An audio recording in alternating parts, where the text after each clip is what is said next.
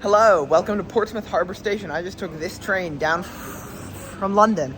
Portsmouth Harbour Station is quite literally on the harbour, and today we're going to take a ferry, the White Link ferry, from here to the Isle of Wight to go explore England's secret island train line. So without any further ado, here's some history, and I'll see you getting on the ferry.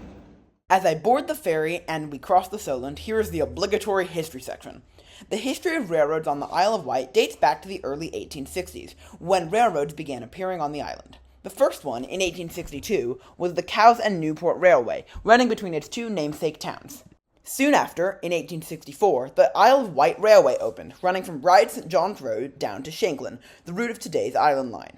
In 1875, the two disconnected railways were linked with the Ryde and Newport Railway, and that same year, services began from Sandown on the Ryde to Shanklin line to Newport. A proposal was brought about in the 1870s to unify the railways on the island, but this never came to fruition.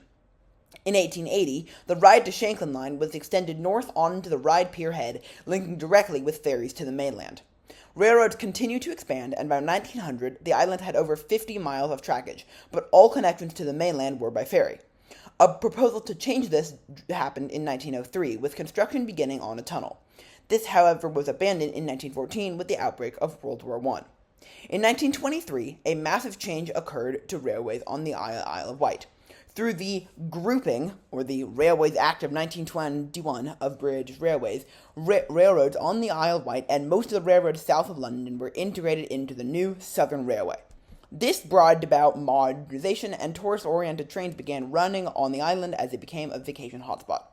In 1948, the rail system across the country was nationalized, and at first this allowed railroads on the island to continue growing. Soon, however, most lines were outcompeted by buses and cars and were subsequently closed. In 1966, as a result of the infamous Beeching Report, all of the remaining lines except for the Ryde to Shanklin route were sadly closed. Even the Ryde to Shanklin line was attempted to be closed, but the government stepped in and it was electrified instead.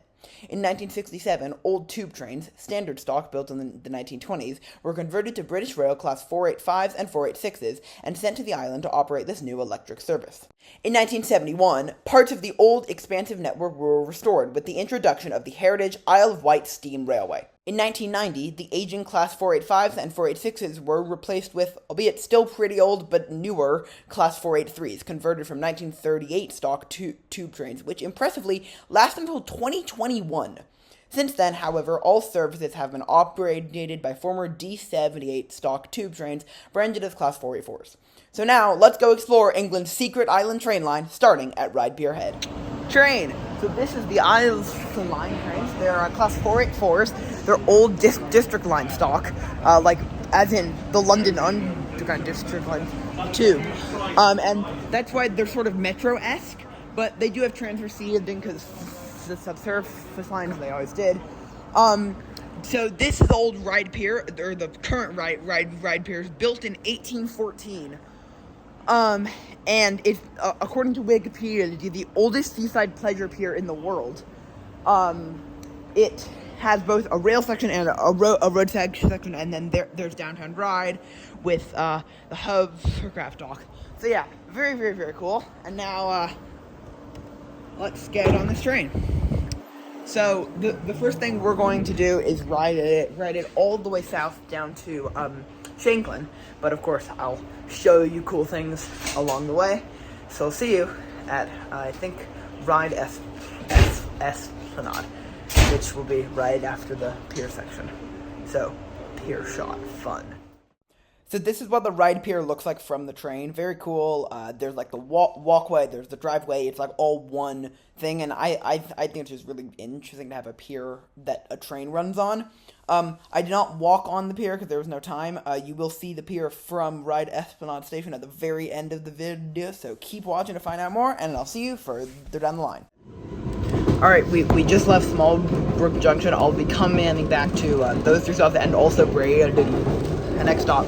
But now, here's just a time-lapse, because we're now in, like, the rural bit of the line where it's also single track. So a time-lapse, I'll do it from here down to Sandown.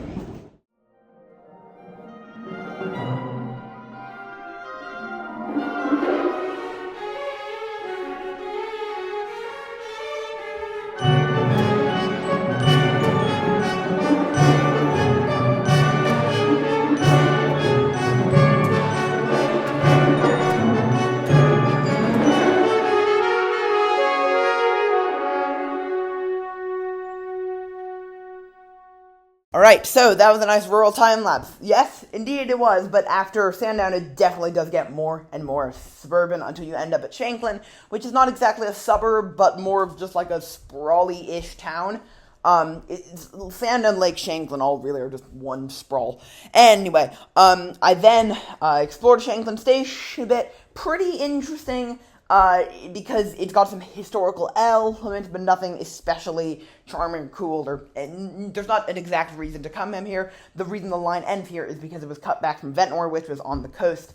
There is a bus there now, so if you want to go to Ventnor by transit, you still can. Speaking of buses, Southern Vectis, the Isle of Wight's bus system, was surprisingly good, and I was not going to pass up an opportunity to ride a quintessential British double-decker bus, so I took a British double-decker bus up from Shanklin to Brading on a really rural route, and I got off in Brading to not only explore the town of Brading, which was very cute, but also to go to a really rural and really cool foot crossing. So I'll see you there now. All right, I've reached the foot crossing. It's on this like a woodsy path next to a soccer field, and you pull the gate open, and then it says to make sure to please latch the gate. So I'm latching it properly, and then you just walk out here. Stop, look, listen, beware of trains. No trains that way. No trains that way. You just cross the tracks.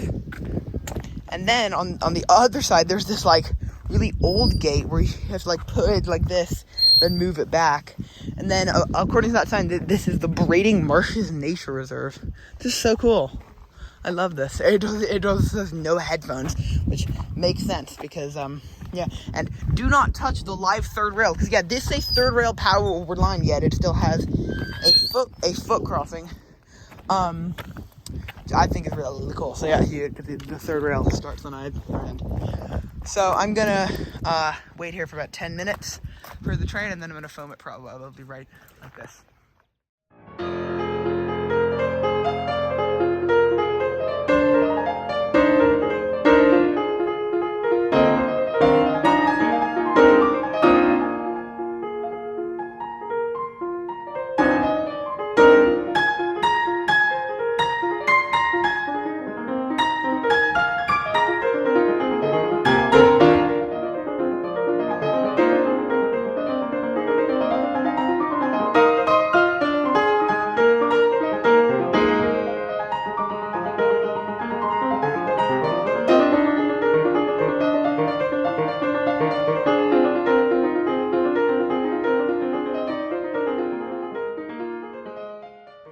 Welcome to Brading, which is just like any other station on the line.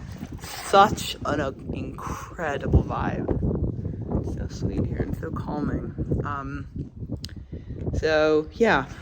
You can see that that's a new footbridge, and then the old footbridge, which is like condemned and no one can really use it now. It's all blocked off. There's an old signal box over there. There are these touch-in cards, which says, please present card below, touch in to start journey and or to load your ticket.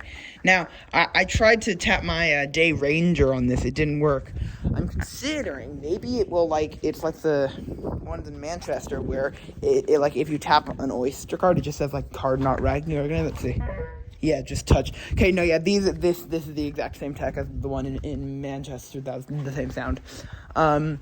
So, yeah, this is Brading. I'm getting the 1303 or 103 train north up to up a couple stops to Ryde St. John's Road.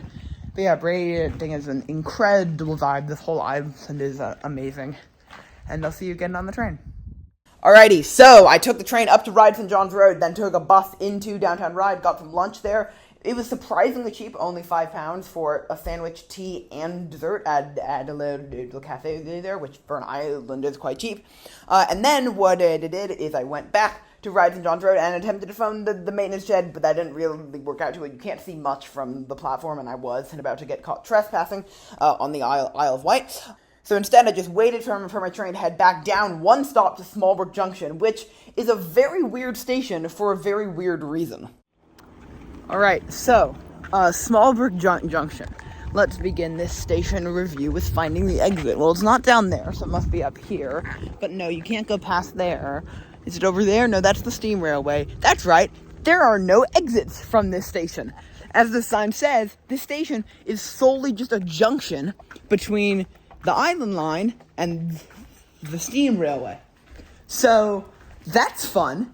It's very interesting for sure, and it might be unique amongst British trains, but yeah, this is the Isle of Wight steam railway platform. I'm not gonna actually get a train. I'm just gonna get the next northern one. This is fun. There's a roundel here.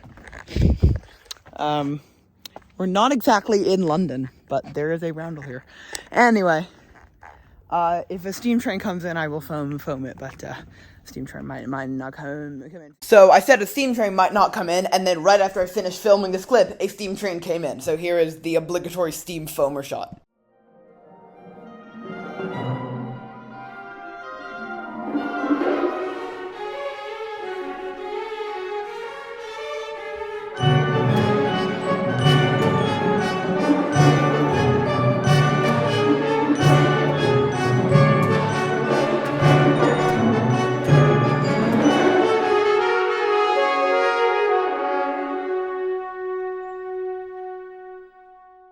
So, I got into the next northbound train at Smallbrook Junction, passed through the Ryde Tunnel. That's the reason they used D-tube stock for a bit until these trains came in, which are just barely able to fit. And then I got off at Ryde Esplanade and got this amazing foam shot of the train heading up towards Ryde Pier Head. So as this train heads up the Ryde Pier towards Ryde Pier Head, thank you so much for watching England's secret train line. I hope you enjoyed, and I'll see you next week. Bye-bye.